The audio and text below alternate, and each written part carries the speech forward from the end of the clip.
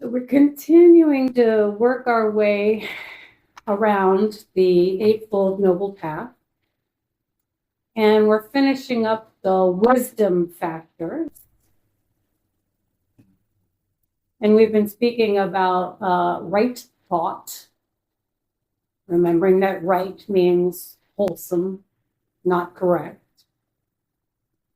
And the last of the wisdom factors is compassion. We usually think about compassion as belonging to the heart. And we usually think of it as like a feeling that's sort of uncomplicated and naturally arising. But compassion actually belongs to the wisdom qualities because it requires cultivation and also really careful discernment. It's really easy to confuse compassion with other things. Joseph Goldstein, when he's writing about compassion, writes, compassion is dependent on our willingness and ability to be proximate to suffering, which I think is really helpful. Compassion is dependent on our ability and willingness to be proximate to suffering, not just physically, not just near somebody who's suffering, but to actually be with suffering. We can't truly be compassionate until we're able to actually be with suffering. And the ability to really do that is very much about balance. On the one hand, we have to be open enough that we are actually taking in the suffering that is there. And on the other hand, we have to be grounded enough that we're not overwhelmed and drowning in it. There's a sort of standard Buddhist metaphor for compassion that says, if you see somebody drowning, you need to be secure enough on the ground to like reach out a hand. And the last thing you want to do is jump in and start drowning too. So how do we do that? Let's start with being open enough. We are designed to protect ourselves from what we can't tolerate. That's healthy. So what we don't want to do is force ourselves to be in or be looking at suffering that our whole body is telling us we can't actually tolerate. Em said something really helpful and really wise about letting go a couple of weeks ago, that if your heart doesn't leap up at letting go, you don't force it. You wait until it's ready. You know from the inside out whether you're ready to do that. You have to wait until you really can. Because if you force it, I'm speaking about compassion now, not letting go. If you force compassion, your defenses will arise. If you're trying to be proximate to suffering that you can't actually tolerate, your defenses will come up, and often you can harm the person or people you're trying to be compassionate to. And if you have ever had someone try to show you compassion who couldn't actually tolerate your suffering, you know just what I mean. You may think you're being proximate to suffering, but actually you're very uncomfortable and you're trying to make the suffering go away. And you end up sending the message to the suffering person that they cannot be tolerated as they are, which increases their suffering. I'm in this weird new position now of being a supervisor to younger therapists. And something I find myself telling them over and over again is stop helping. Stop helping, because when you try to help or fix or solve the problem of the person that you're showing compassion to, what you're really doing is sending them the message that they are intolerable as they are, which does not lead to growth or healing. Helping. So how do we get to the point where we can actually be proximate with suffering? The first thing we need to do is care for ourselves in a way that increases our own capacity to actually be with suffering, which is why we do these self-compassion practices, building our tolerance. Like many of you, I traveled back to people who knew me when I was younger in the last couple of weeks and had the fun experience of remembering some of my shortcomings. I had such high standards for myself as a young person, such brutally high standards. I have really distinct memories of standing at the bottom. There were escalators and stairs, and standing there paralyzed, being like, a good person would take the stairs, but I'm so tired, but a good person would take the stairs, not even able to move. So concerned was I with doing the right thing at every turn. And while I thought those were my standards for myself, what was invisible to me was that those are my standards for everyone.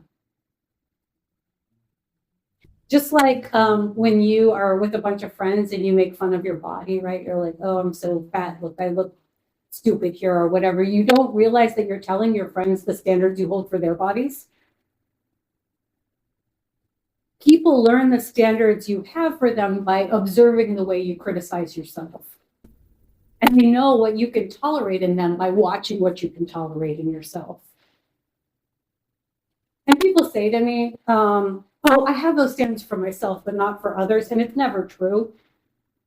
Always somewhere deep down, the standards you're holding yourself to, you really do hold other people to. And they get hurt. So self-compassion, very practically, is working on the response. And we were kind of just doing this in the sit, right? That I notice that I've been distracted and my natural habitual pattern response arises. Oh, I shouldn't be distracted. I'm supposed to be meditating. Why can't I become like peaceful and the person that I want to be, right? The natural response is criticism. So we try to catch that and see what we're up to. And then the response to the response, right? Oh, now I'm not even meditating. I'm just criticizing myself and I'm making it worse. We notice the response to the response. What we're working on is realizing that everything in that chain is suffering. Everything in that chain is suffering and therefore deserves compassion.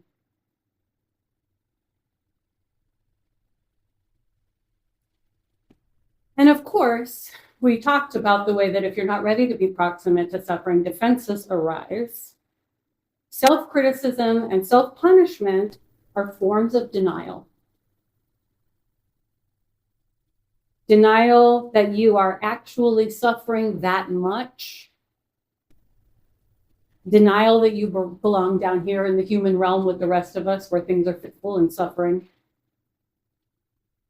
Denial that you are just so susceptible to pain. Denial that you're just as incapable of gritting your teeth and pulling through it as the rest of us. That denial is there to protect you from what you can't stand yet. The fact that there is just that much suffering. If you've ever had a friend, who tells a story they think is funny and you think is horrifying and traumatic, and then you say, hey, man, that's not funny. And they say, oh, it wasn't that bad.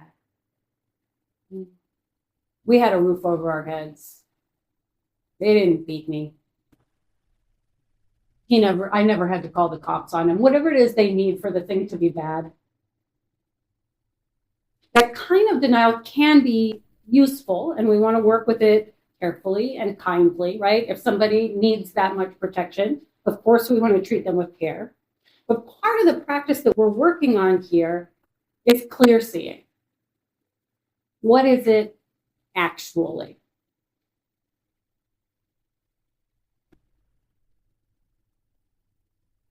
So when pain arises in the sit, mental pain, emotional pain, physical pain, we work on calling it what it is.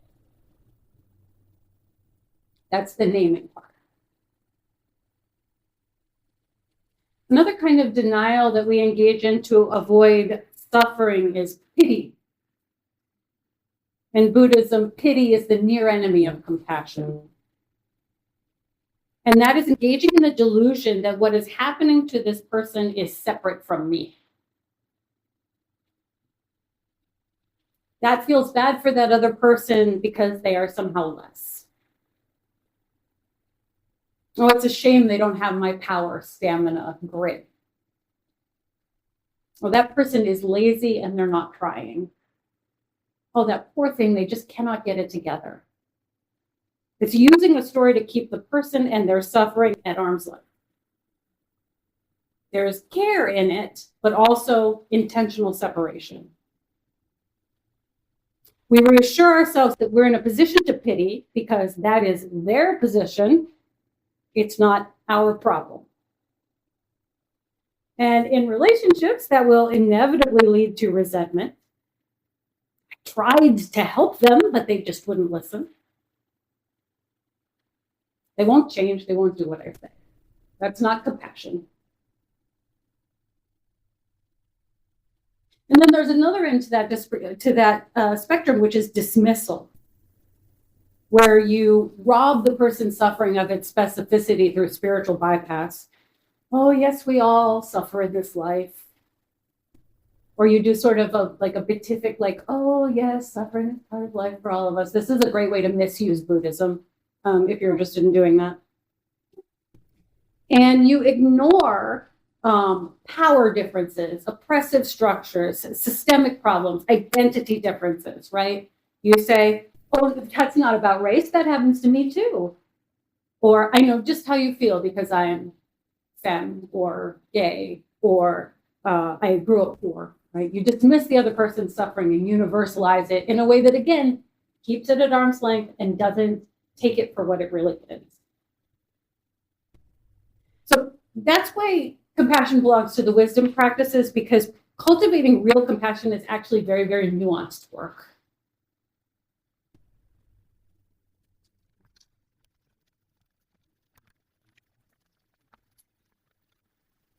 It's very easy to think something is compassion when it's actually something else. And the cultivation of compassion for the self is really helpful to dismantle our illusions, the illusions that allow us to behave this way. Illusions like what life should be like, what people should be capable of, what other people's experiences are, what other people should be doing. So we need to see what's really there to be compassionate toward what's really there. And we practice in meditation to see what's there and then to see what response we're habituated to. So let's say that you're sitting and the person next to you is physically uncomfortable and they keep like shifting around and shuffling and maybe making noises when they do that. And you can watch how you respond to that person's physical discomfort, right? You might get absorbed in a story about how it's their responsibility not to move so that you can have a nice, peaceful sit. Or you might get absorbed in a story about how they're not a good meditator and they should practice more, or maybe they should sit over there until they're ready to sit more still and more peacefully. Or you might get into some pity where you're like, oh, it's such a shame they don't have the equanimity that I do.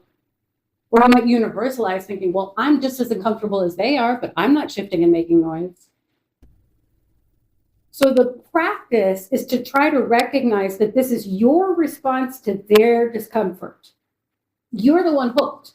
You're hooked on what they're doing. And this is such good practice. It's really great if you've been on retreat. You know, you get tons of chances to practice this kind of noticing. What are you up to? What's your habit? And then there's the really hard part, which is no matter what you are doing to respond to that person's suffering, can you have compassion for yourself? You're the one who's hooked. Can you have compassion for that? You're suffering. You're trying to deal with the discomfort of proximity to suffering. Can you have compassion for yourself in that? That's your practice. See what it is, and then work on responding appropriately. You work on becoming aware of what's really happening. We do this when we sit, and we do it in the world. And that's how the habit gets built. So the first part is working on your ability to be open and proximate to suffering as it really is, like in the metaphor of the drowning person. The second part is making sure that you're grounded.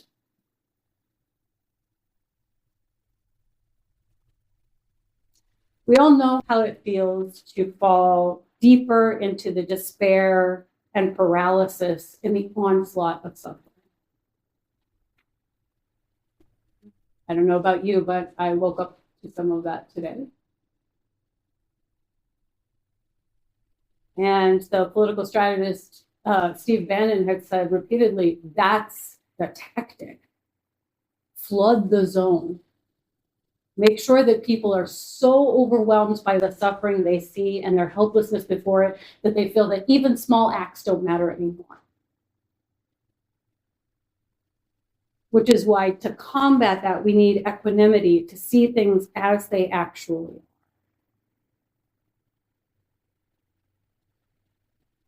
When I was in retreat in April, I sat for, I think, 10 days. And then when I was leaving the retreat place, I had to get a lift because I didn't have a car. And the Lyft driver was driving down a city street. And there was a man running in the street. And there was a security guard running after him, screaming. It was really scary.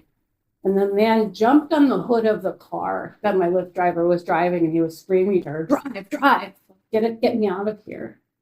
And he reached around and tried to open her door, but it was locked. And so he rolled off the hood of the car, and he came into the back seat where I was sitting, and he was yelling to her, drive, drive, and like reaching for the steering wheel. And I have no idea why, but I like threw my arms around this guy. And I said, you are having a terrible day. And he looked at me. He was like, I am. I'm having a terrible day. And I was like, this day is just so hard, isn't it? And he was like, yes, everything is going wrong today. And he put his head right here. And I just held him like that. And we drove in, and eventually the paramedics came, took him to the hospital. And you've got to believe me when I tell you that is not a choice I made. That was the result of 10 days of trying to see things as they really were. And so by the time I got to that point, the truth was that guy was having a really bad day. And that truth really mattered in that situation. That was the truth that was useful. And also, I didn't have to try to be compassionate. Once I saw what was true, something that appeared quite compassionate arose naturally. That's the thing. We don't cultivate compassion. We cultivate the ability to see clearly so that we naturally respond with compassion. It's really hard. Some kinds of suffering right now or in your lifetime are just going to be impossible to meet with equanimity. But there is this amazing practice that we get to do. It is so cool to watch. It is so cool for me anyway. It's cool for me to see myself responding in a totally different way. It was so weird to get out of that car and hail another lift, feeling totally not rattled at all because everything had been just as it was. We have so little control over what compassionate acts are going to be needed from us in a moment of judgment. And we have so many opportunities to practice because there's always suffering. And every time that suffering arises and distracts us, we have a chance to practice again. I bet if we sit for a second, we can even practice right now. Let's try it.